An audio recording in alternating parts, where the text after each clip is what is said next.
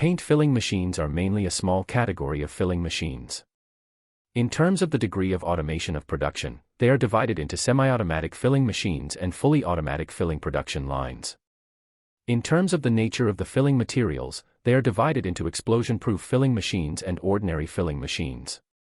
Filling method: ordinary submersible filling and lifting submersible filling. Application industry: paint, ink, paint, asphalt, glue, lubricating oil, petrochemical, fine chemical, and other liquid, fluid, paste products. Main features: 1. The system filling machine adopts weighing filling with high metering accuracy and is not affected by the material. 2. The feeding valve composed of fast addition and slow addition can not only increase the filling speed but also improve the filling accuracy. 3. The metering range is large and the metering error is small. 4. The filling head adopts an anti-drip device, and the material poured out does not produce bubbles, and the effect is good.